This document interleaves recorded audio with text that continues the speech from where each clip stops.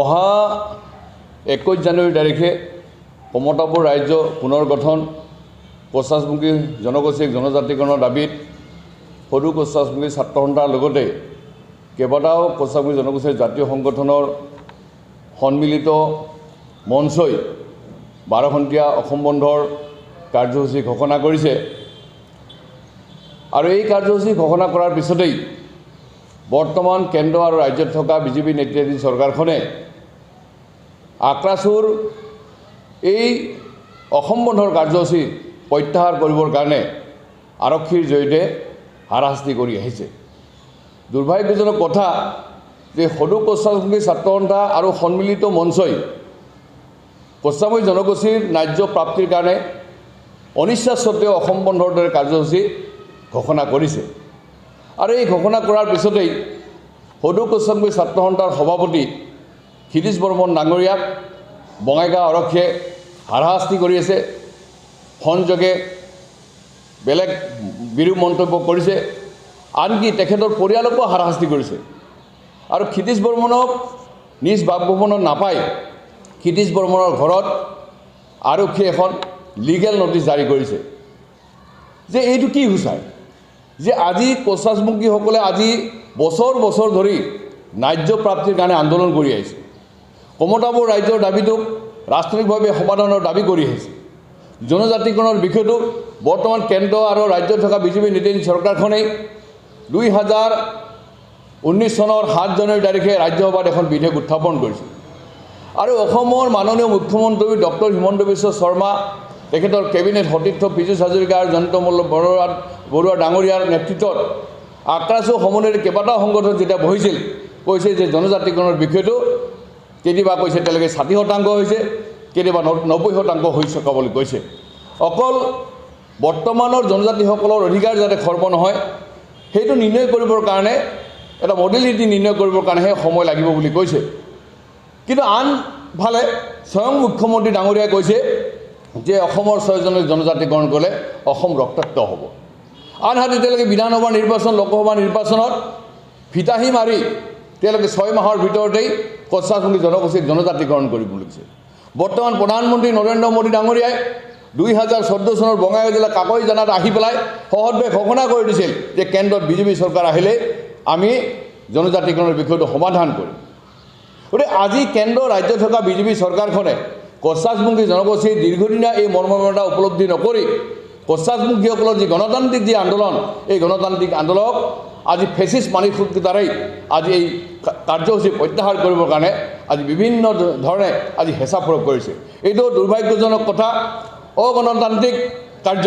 গতিকে আজি মুখ্যমন্ত্ৰী মহোদয়ে আজি কোচাছমুখী সন্মিলিত মঞ্চই অসম বন্ধ কাৰ্যসূচী ঘোষণা কৰাৰ পিছতেই তেখেতসকলৰ নেতৃত্বৰ লগত মাতি পেলাই তেখেতসকলৰ বহি পেলাই এই বিষয়টো কেনেকৈ সমাধান কৰিব পাৰি তাৰ কাৰণে এক ঘূৰণীয়া মেজমেল কৰিব লাগিছিল। কিন্তু তাকেই নকৰি চৰকাৰখনে আজি আৰক্ষীৰ জৰিয়তে আজি আক্ৰাছু তথা কোচাছমুখী সন্মিলিত মঞ্চৰ সংগঠনৰ নেতাসকলক আজি হাৰাশাস্তি কৰি ভাবুকি প্ৰদান কৰি হেঁচা প্ৰয়োগ কৰি আজি এই কাৰ্যসূচী প্ৰত্যাহাৰ কৰিবৰ কাৰণে তেওঁলোকে হাইকোৰ্টৰ বা সুপ্ৰিম কোৰ্টৰ সেই অৰ্ডাৰৰ কথাক লৈ আজি তেওঁলোকে কৰিছে। মই বিশ্বজিৎ সুদীৰ্ঘ 15 বছৰ ধৰি সদু কোচাছমুখী ছাত্ৰ সন্থাৰ নেতৃত্ব বহন কৰিছিলোঁ। মোৰ নেতৃত্বত 12 ঘণ্টীয়া 24 ঘণ্টা 72 ঘণ্টা 300 ঘণ্টা 1000 ঘণ্টালৈকে বন্ধ কাৰ্যসূচী লৈছিলোঁ। ৰেল অৱৰোধৰ কাৰ্যসূচী চলিছিল, ৰাষ্ট্ৰীয় পথ ঘাইপথ অৱৰোধৰ কাৰ্যসূচীৰ লগতে বিভিন্ন আমি কাৰ্যসূচী সেই সময়ত কিন্তু কোনো চৰকাৰেই আমাৰ ওপৰত কোনো ধৰণৰ হেঁচা প্ৰয়োগ কৰা নাছিল আৰু কেন্দ্ৰীয় চৰকাৰ 2013 চনত আমাক মাতি পেলাই ত্ৰিপাক্ষিক বৈঠক কৰিছিল। অনুৰূপভাৱে 2017 চনতো আমাৰ লগত কেন্দ্ৰীয় চৰকাৰে বহিছিল।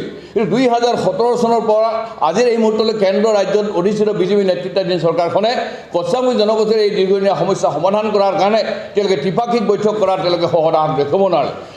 আনকি তেওঁলোকে আজি ৰাজ্য চৰকাৰখনে কেন্দ্ৰীয় চৰকাৰক যি ধৰণে প্ৰতিবেদন দিব লাগিছিল এই বিষয়টো সমাধান কৰিবৰ কাৰণে আজিলৈকে তেওঁলোকে প্ৰতিবেদন নিদিলে। তেওঁলোকে কি বুজায় যে তেওঁলোকে অকল কোচাছমুখী জনগোষ্ঠীৰ আভুৱা ভৰি আমাক ভোট বেংক হিচাপে ব্যৱহাৰ কৰি তেওঁলোকে আজি এই বিষয়টো সমাধানৰ তেওঁলোকে আজি প্ৰতিশ্ৰুতি দিছিল, ভিজন ডকুমেণ্টত তেওঁলোকে সন্নিৱিষ্ট কৰিছিল। কিন্তু বাস্তৱ ক্ষেত্ৰত তেওঁলোকে যে কোচাছমুখী জনগোষ্ঠীৰ সমস্যা সমাধানৰ প্ৰতি ন্যূনতম তেওঁলোকৰ সদিচ্ছা নাই, আন্তৰিকতা নাই, আজি এই চৰকাৰখনৰ এই মানসিকতাই কিন্তু প্ৰমাণ কৰিছে। গতিকে এইটো কি সূচাইছে যে তেওঁলোকে আজি কোচাছমুখীসকলক উগ্ৰপন্থী হ'বলৈ আওপকীয়াকৈ তেওঁলোকে প্ৰেৰণা জনাইছিল। কছাৰী জনগোষ্ঠীৰ জাতীয় সংগঠনে যদি বন্ধ দিব নোৱাৰে, ৰেল অৱৰোধ কৰিব নোৱাৰে, পথ অৱৰোধ কৰিব নোৱাৰে, গণসমাৱেশ কৰিব নোৱাৰে, মানে গণতান্ত্ৰিক আন্দোলন যদি কৰিব নোৱাৰে, তেনেহ'লে আজি কছাৰীসকলে হাতত বন্ধুক লৈ পুনৰ কেলৰ দৰে সশস্ত্ৰ সংগঠন গঠন কৰিব লাগিব নেকি? এইটোৱে আওপকীয়াকৈ আজি গণতান্ত্ৰিকভাৱে নিৰ্বাচিত চৰকাৰখনে আজি কছাৰীসকলক আওপকীয়াকৈ তেওঁলোকে উচতাইছে নেকি?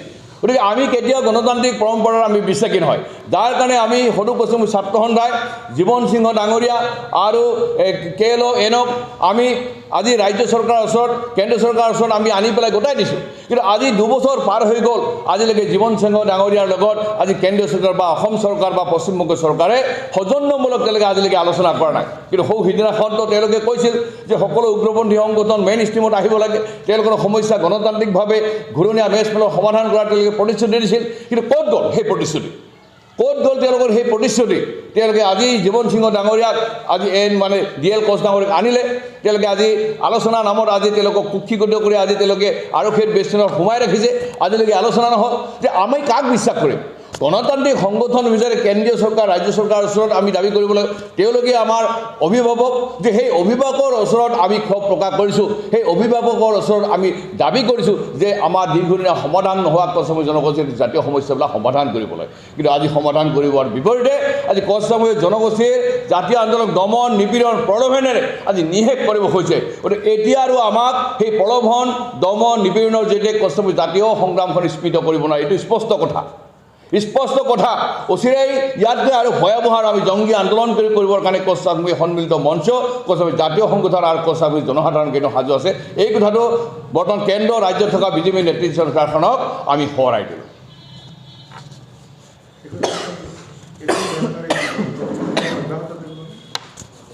নহয়, সেই সন্মিলিত মঞ্চৰ লগত মই যুক্ত নহয়, কিন্তু কছাৰী জনগোষ্ঠীৰ জাতীয় সংগঠনৰ লগত মই জড়িত থকা মানুহ হিচাপেই কছাৰী জনগোষ্ঠীৰ যিকোনো মানে তেওঁলোকৰ আন্দোলনক, সেই আন্দোলন আমি কছাৰী জাতীয় পৰিষদে আমি পূৰ্ণ সমৰ্থন আছে আৰু ভৱিষ্যতে আমাৰ থাকিব। এই কথা স্পষ্ট কথা যে আজি যদি এই আন্দোলন বা এই বন্ধৰ কাৰ্যসূচী যদি প্ৰত্যাহাৰ কৰিব লাগে, মুখ্যমন্ত্ৰী আজি সন্মিলিত মঞ্চৰ নেতৃত্বৰ লগত মানে তেওঁলোকে আনুষ্ঠানিক বৈঠক তেওঁলোকে কৰিব পাৰে। অকল আক্ৰাছে এইটো বন্ধ দিয়া নাই, কছাৰী জনগোষ্ঠীৰ কেইবাটাও সংগঠন সংঘবদ্ধ হৈ তেওঁলোকে সন্মিলিত মঞ্চ এখন গঠন কৰিছে আৰু সেই সন্মিলিত মঞ্চৰ জৰিয়তে তেওঁলোকে এই 12 ঘণ্টীয়া অসম বন্ধৰ কাৰ্যসূচী ঘোষণা কৰিছে।